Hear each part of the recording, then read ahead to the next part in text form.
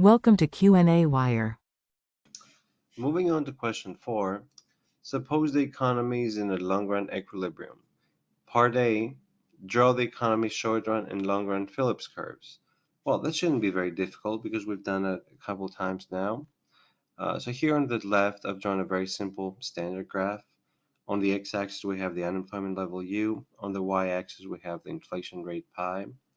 As always, the long-run Phillips curve will be vertical and intersect the x-axis at the natural level of unemployment U1. And of course, the downward sloping short-run Phillips curve will dissect the long-run Phillips curve at point A, which is where the economy is at, since we're in a long-run equilibrium.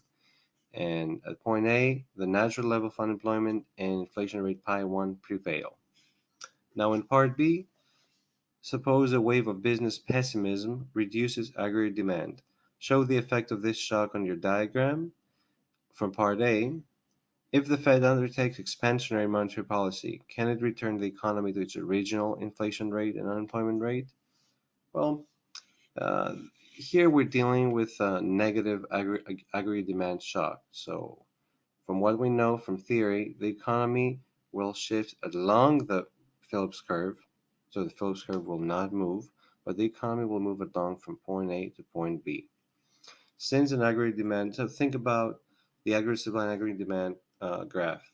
Aggregate demand moves to the left, so the new output level will be lower. There will be a recessionary gap. And here this is reflected with a higher level of unemployment, U2, and on the other hand, since the price level drops, we'll also have a lower level of inflation, pi 2. So we're at point B, higher unemployment, lower inflation. Now in part C, suppose the economy is back in long-run equilibrium and then the price of imported oil rises.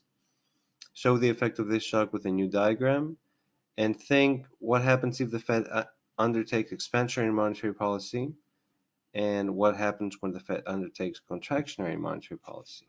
Well, this is even more interesting.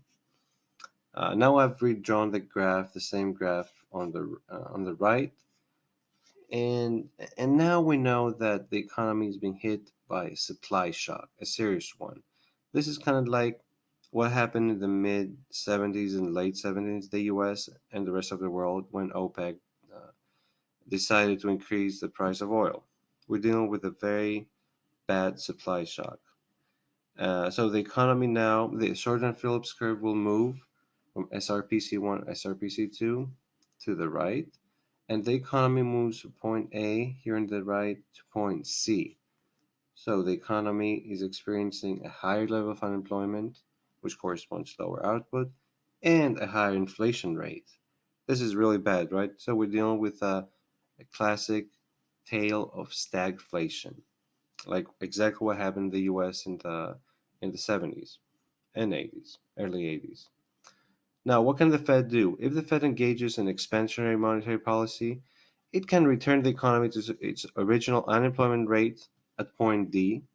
So remember, now we're at point C on the higher shorter Phillips curve. We can move along it to point D. The unemployment level goes back to U1. However, a higher level of inflation will prevail. Okay, pi 3.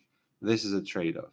On the other hand, if the Fed engages in contractionary monetary policy, it can return the economy to its original inflation rate at point E, right? Move along the other side of the new Phillips curve, but the new level of unemployment will be even higher.